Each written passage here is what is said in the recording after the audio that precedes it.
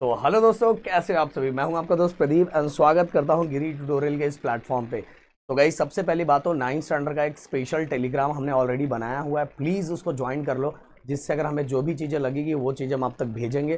दूसरी बात guys, already पूरा का पूरा प्लेलिस्ट रेडी है, आगे की वीडियो भी पहले से बने हुए हैं, तो आप जाके होम पेज पे जाओ, धीरे धीरे नीचे बढ़ो, आपको सब चीज़ें दिखेगी। या तो प्लेलिस्ट के नीचे लिस्ट में जाओ तो वहाँ मिल जाएगा, अगर नहीं मिल रहा है तो कॉमेंट करो, हम वो चीज़ें प्रोवाइड करवा देंगे। तो चलो स्टार्ट करते हैं प्रैक्टिस सेट 1.4। कुछ बेसिक चीज़ें इस पहले मैं आपको बता देता हूँ, कुछ बेसिक चीज़ आपको पता रहेगा तो चीज़ें और मज़ा आएगा आपको समझने में। तो गाइज, अभी तक हमने एक साइन देखा था, जो साइन था हमारा ये वाला, ये था हमारा सबसेट का साइन। अब हम दो साइन के बारे में फोकस करेंगे, ये उल्टा यू और सीधा यू। ये क्या है? जैसे अपने को ए में दिया हुआ है, दिए हुए एलिमेंट मान लो 2 है, 3 है, 4 है, 5 है, 10 है और 14 है, ऐसा कुछ दिया हुआ है। और बी में दिया हुआ एलिमेंट जो है वो है 10 है, 14 है, 20 है, 30 है एंड 50 है। ओके, और अपने को बोला है कि इसका ए और ये जो साइन है इसको यूनियन बोलते हैं। ए यूनियन बी फाइंड करने के लिए बोला है। क्या बोला है? A union B.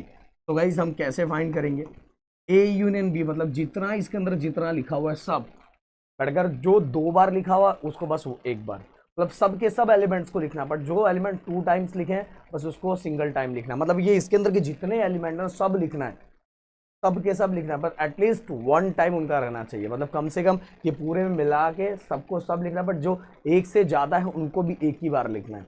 चलो, 2 लिखा हमने, 3 लिखा हमने, 4 लिखा हमने, 5 लिखा, 10 लिखा, 14 लिखा।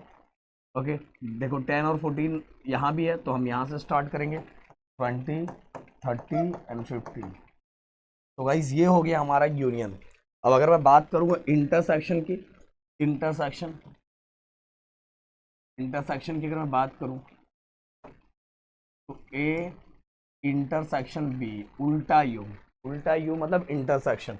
अब इंटरसेक्शन के अंदर गाइस क्या होगा? दोनों में से जो कॉमन होगा, जो कॉमन दोनों में दिखाई दे रहा है, जो कॉमन दिखाई दे रहा है वही होगा इसका इंटरसेक्शन। तो 10 और 14 ये हो गया इसका इंटरसेक्शन। ये चीज़ें मैंने क्लियर कट आपको बता दी। यूनियन मतलब जितने जो सेट्स के अंदर जितने एलिमेंट दिया सब के सब एलिमेंट लिख देने का, पर जो डबल टाइम दिया हो उसको बस सिंगल टाइम लिखने का। इंटरसेक्शन मतलब गाइस क्या है कि दोनों में से जो सेम होगा वो हमारा इंटरसेक्शन होगा। ओके, तो शायद आपको क्लियर हो गया होगा। अब गाइस 1.4 में जो फर्स्ट क्वेश्चन अपने को दिया हुआ है, और इसके लिए फर्स्ट क्वेश्चन के लिए हमें एक एग्जाम में, मतलब हमारे बुक के अंदर एक रूल हमें दिया हुआ है, फॉर्मूला हम बोल सकते हैं, वो दिया हुआ है। वो फॉर्मूला कौन सा है? Number of A union B equal to number of A plus number of B minus number of A intersection B. अब गाइज यहाँ अगर देखोगे तो हमें लगभग सबकी वैल्यू दी है। नंबर ऑफ ए की वैल्यू दी है, कितना दिया है? 15।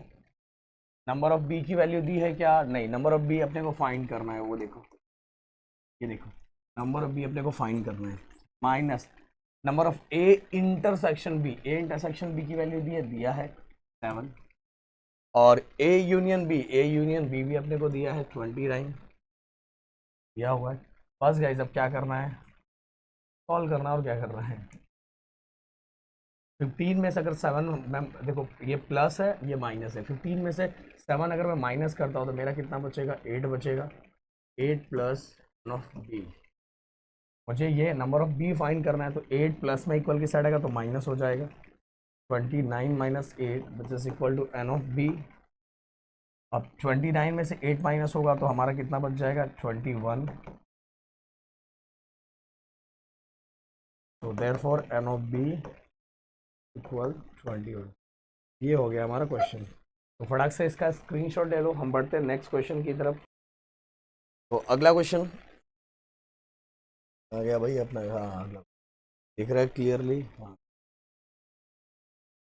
बहुत बड़ा कर।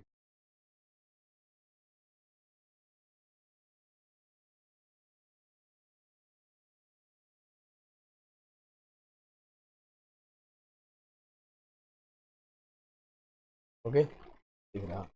इन हॉस्टल देयर आर 125 स्टूडेंट, मतलब टोटल हॉस्टल के अंदर टोटल कितने स्टूडेंट है? 125 स्टूडेंट है। Out of which 80 drink tea, 60 drink coffee and 20 drink tea and coffee both. Find the number of student who do not drink tea और coffee.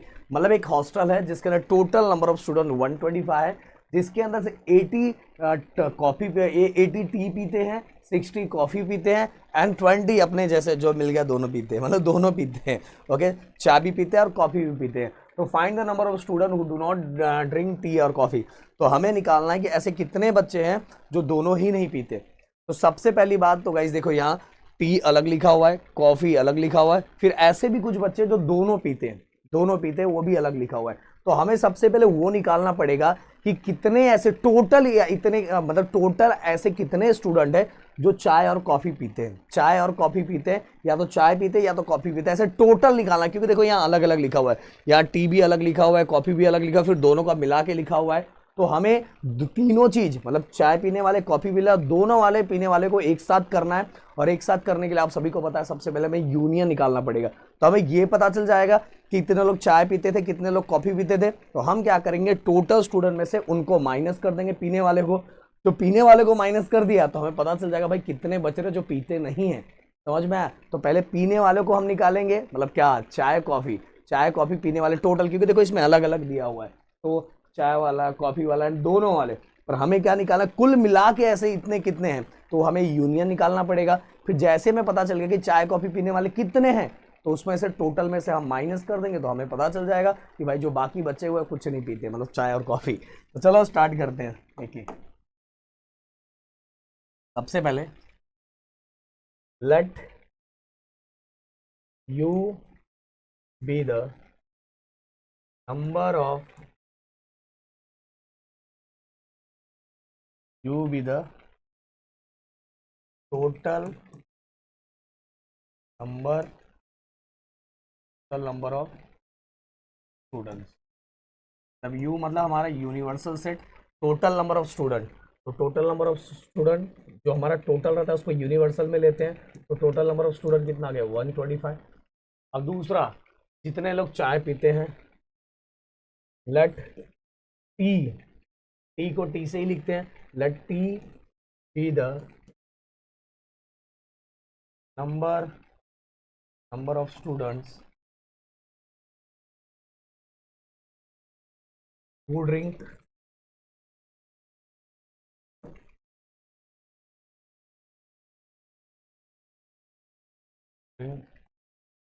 T.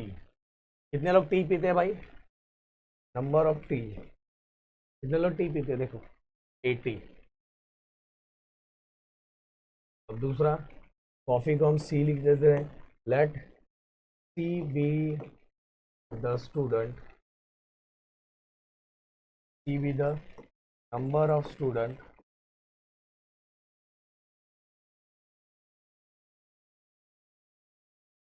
Number of students who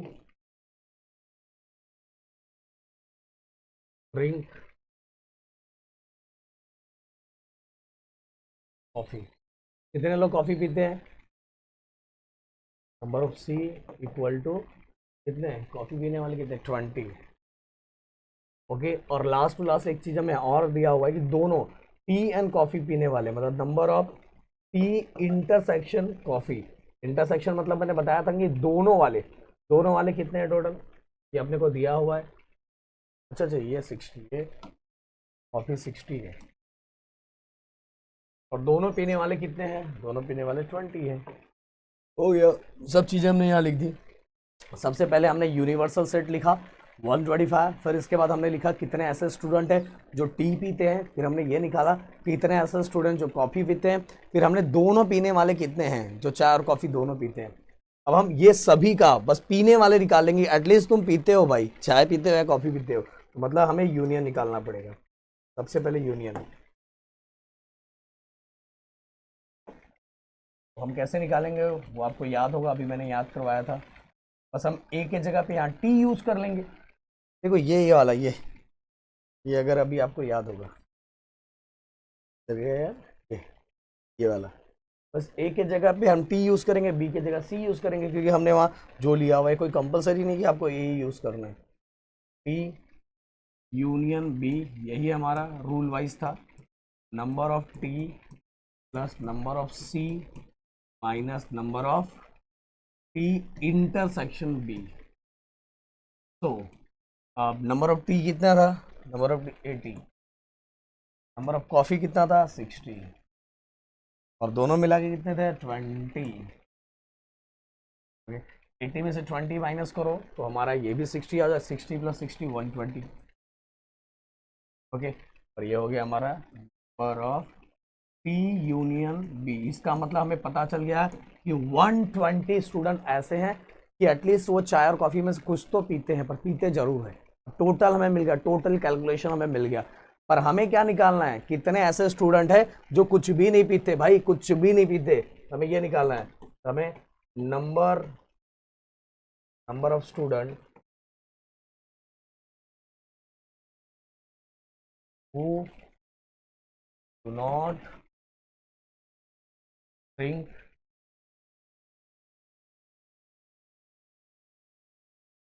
T और coffee.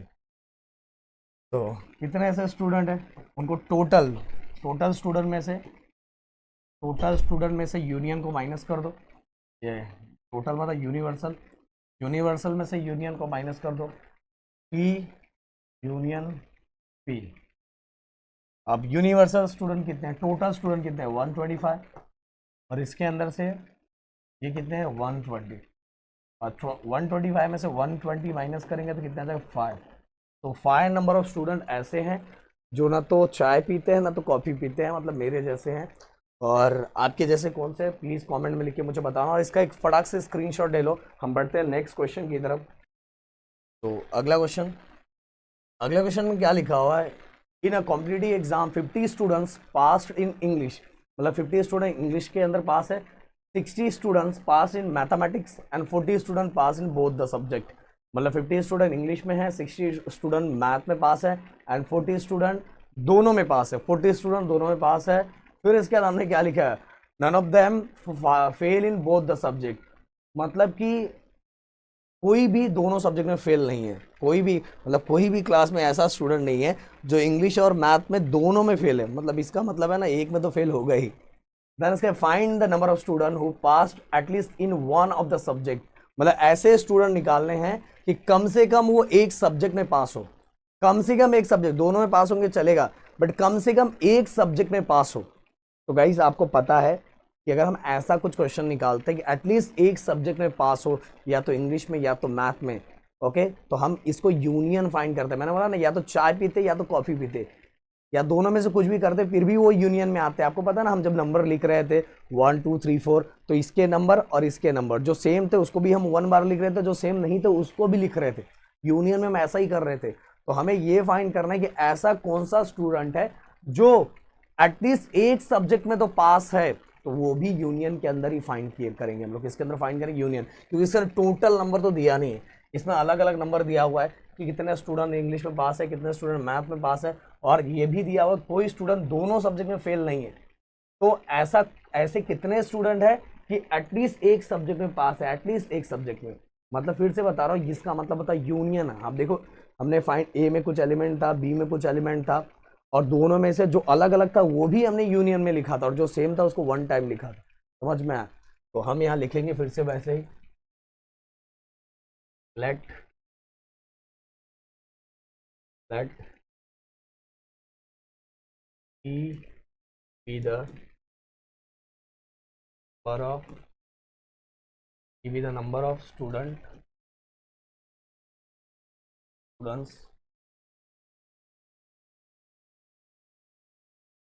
who passed English। Number of student English में कितने पास है, कितने पास है 50। और दूसरा, late m be the number of students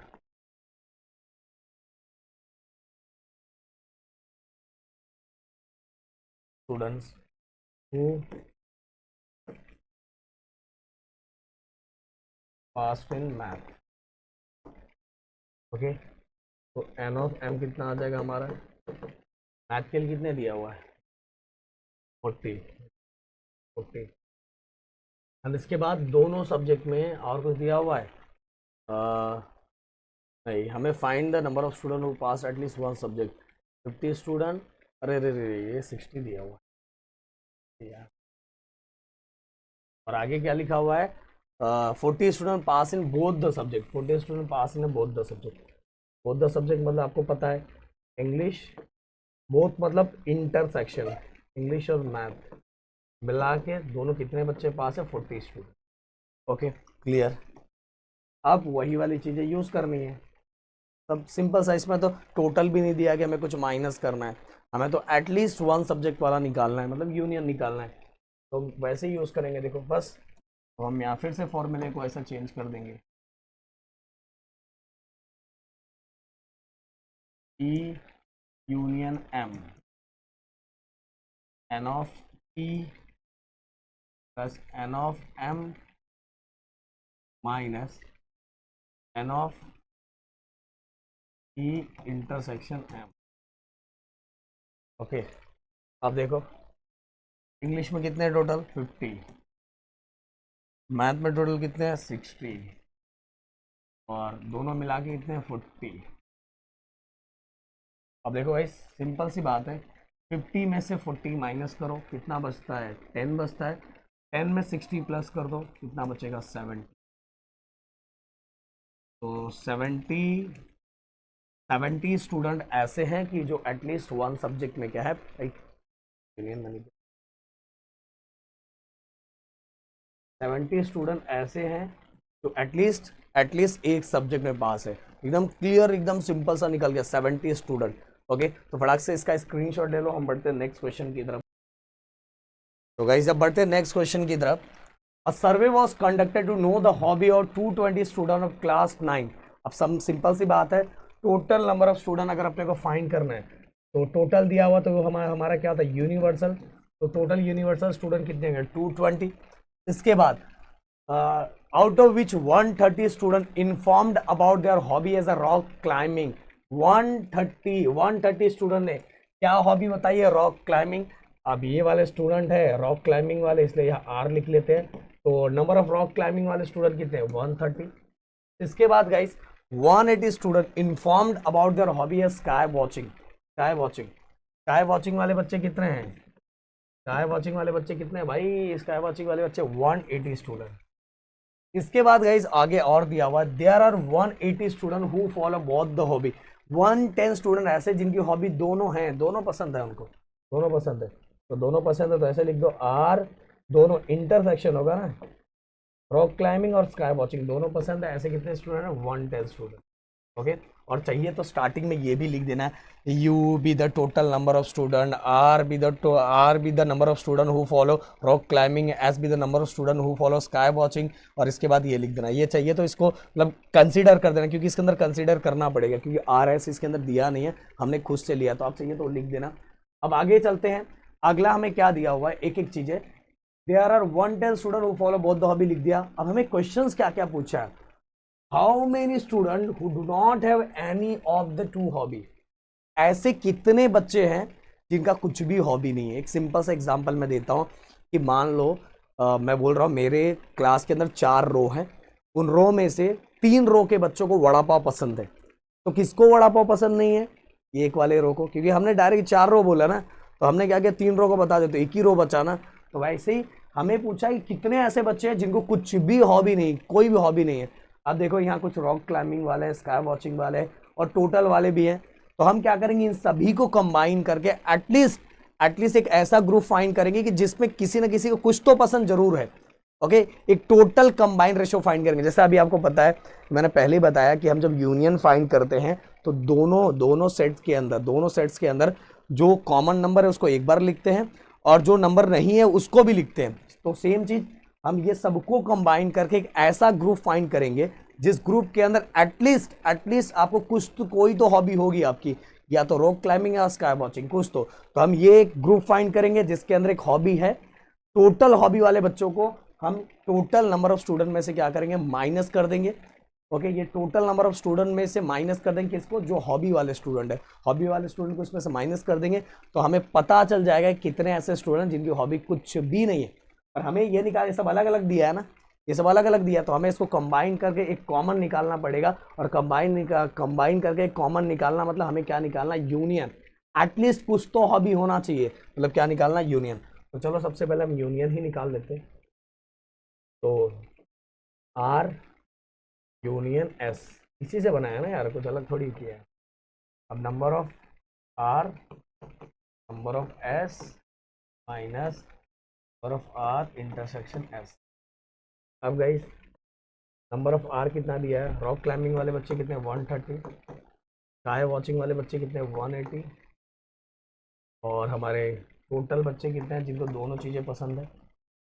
और 130 में से 110 माइनस करेंगे तो हमारा बचेगा 20, और 20 में 180 प्लस करेंगे तो ये हो जाएगा 200। तो 200 स्टूडेंट ऐसे हैं जिनको कोई ना कोई हॉबी तो है, कुछ हॉबी तो है भाई। बट अपने को ये थोड़ी निकालना था, अपने को क्या निकालना है कि number of student who do not have any of the two hobby. ऐसे कितने स्टूडेंट जिनकी कुछ भी हॉबी नहीं है, तो हम यहाँ लिखेंगे number of students do not have any of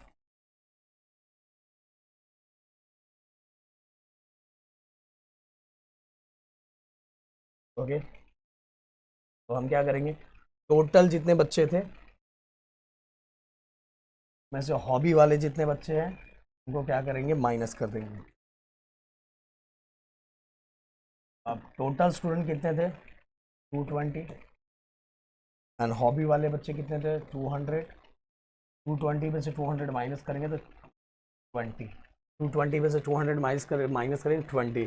तो 20 स्टूडेंट ऐसे हैं जिनकी हॉबी गाइस कुछ भी नहीं है, मतलब ये दोनों हो सकते हैं, कुछ और हॉबी हो। हमें तो यहाँ रॉक क्लाइंबिंग और स्काई वॉचिंग के बारे में पूछा है ना, तो भाई हम ऐसा मुद्दा नहीं उठा सकते।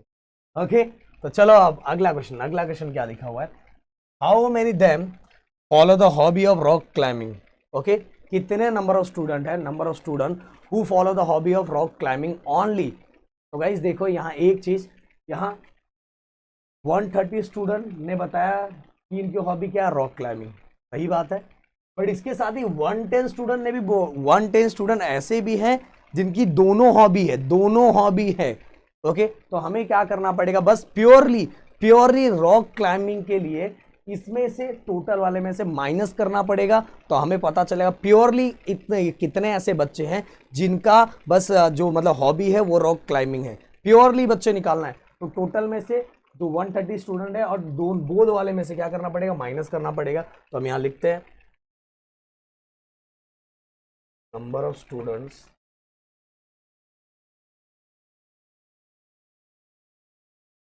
who follow